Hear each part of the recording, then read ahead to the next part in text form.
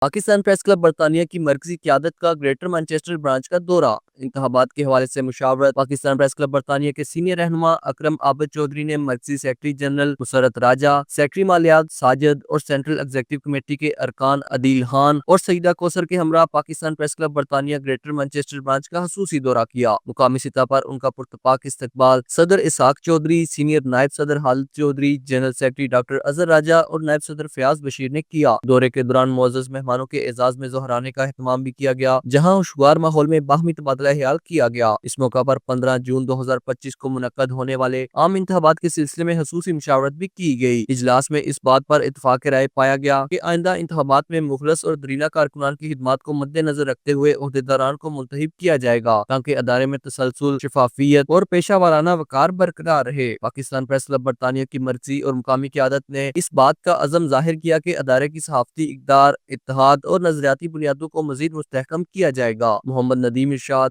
JK news, greater Manchester.